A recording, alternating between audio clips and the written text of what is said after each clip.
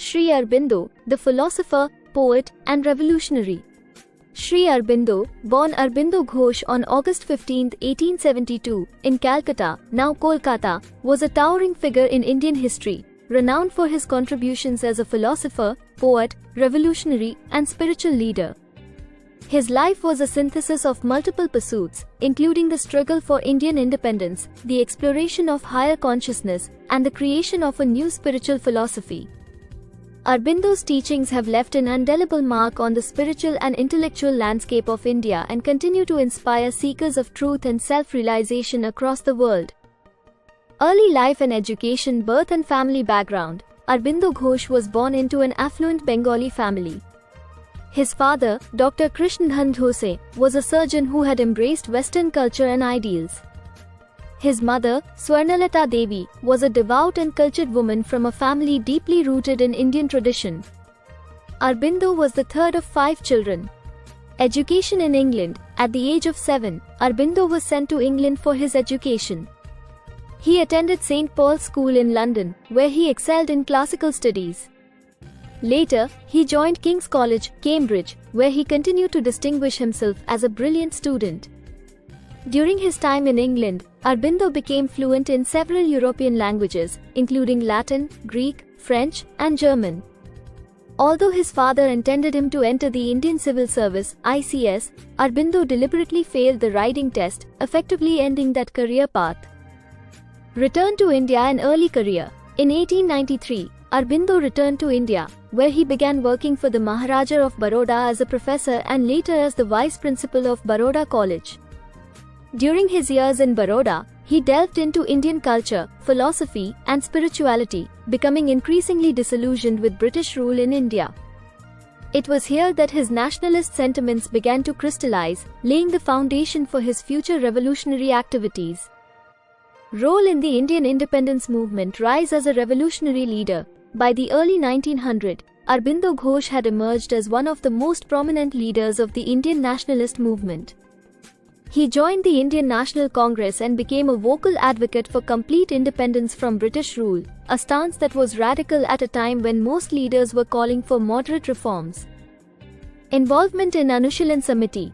Aurobindo was deeply involved with Anushilan Samiti, a secret revolutionary organization dedicated to the overthrow of British rule through armed resistance. He supported and inspired revolutionary activities across Bengal, believing that political independence was a necessary step for the spiritual resurgence of India. The Band Mataram newspaper. In 1905, Aurobindo took charge of editing the nationalist newspaper Band Mataram, which became a powerful voice against British rule. Through his editorials, he articulated a vision of a free India rooted in its ancient spiritual traditions, urging Indians to rise against colonial oppression. His writings earned him widespread recognition as a fiery and uncompromising nationalist. Alipore bomb case and imprisonment. Aurobindo's revolutionary activities eventually led to his arrest in 1908 in connection with the Alipore bomb case, where he was accused of conspiring to assassinate British officials. He spent a year in solitary confinement in Alipore jail, during which he underwent a profound spiritual transformation. It was in prison that he experienced the presence of Lord Krishna, which led him to realize that his true calling was not merely political but also spiritual. After a year-long trial, Aurobindo was acquitted due to lack of evidence. Spiritual transformation and establishment of the ashram. Shift to spirituality. After his acquittal, Aurobindo gradually withdrew from active politics and moved to Pondicherry, now Puducherry, a French colony in South India, in 1910. It was here that he fully embraced his spiritual path, dedicating himself to the pursuit of higher consciousness and the realization of the divine.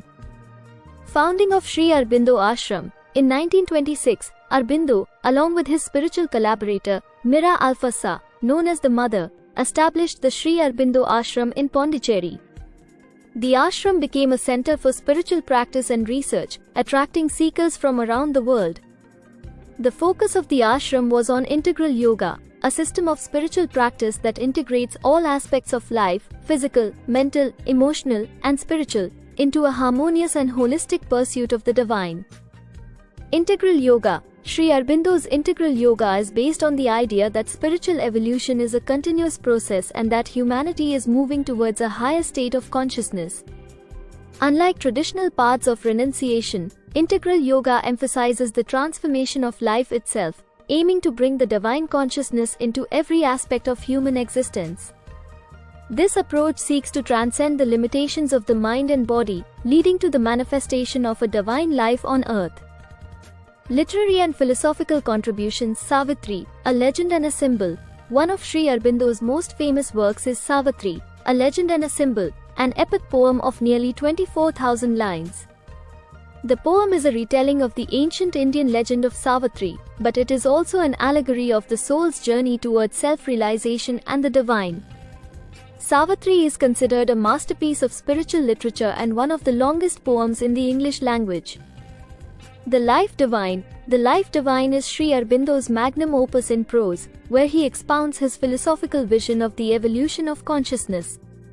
In this work, he explores the nature of reality, the purpose of human life, and the possibility of achieving a divine existence on earth. The book synthesizes elements of Vedanta, Tantra, and Western philosophy, offering a comprehensive view of spiritual evolution. Other notable works. Sri Aurobindo was a prolific writer, and his other major works include The Synthesis of Yoga, Essays on the Gita, The Human Cycle, and The Ideal of Human Unity. Each of these works explores different aspects of his spiritual philosophy, offering insights into the nature of yoga, human society, and the future of humanity. Legacy and continuing influence. Impact on Indian and global thought. Sri Aurobindo's ideas have had a profound impact on Indian philosophy, spirituality, and culture. His vision of a spiritually awakened humanity has influenced various fields, including education, psychology, and social reform. The concept of integral yoga continues to attract followers worldwide, and his works are studied by scholars, spiritual seekers, and practitioners of yoga. The Mother and Auroville. After Sri Aurobindo's passing in 1950, the mother continued his work, guiding the Sri Aurobindo Ashram and establishing Auroville, an experimental township dedicated to human unity and spiritual progress. Auroville, located near Pondicherry, remains a living embodiment of Sri Aurobindo's vision of a new society based on spiritual values. Recognition and honors. Sri Aurobindo's contributions to India and the world have been recognized in various ways. In 1972, the Indian government issued a commemorative stamp on his birth centenary, and numerous institutions, schools, and organizations bear his name. His teachings continue to inspire new generations of spiritual seekers and thinkers.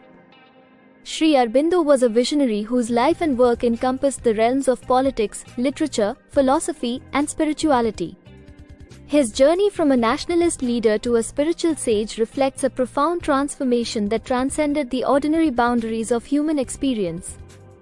Through his teachings, writings, and the establishment of the Sri Aurobindo Ashram, he left a legacy that continues to guide and inspire people in their quest for higher consciousness and a divine life on earth. Sri Aurobindo's message of integral evolution, world unity, and the realization of divine potential in every aspect of life remains as relevant today as it was during his lifetime, offering a timeless path towards spiritual and human fulfillment.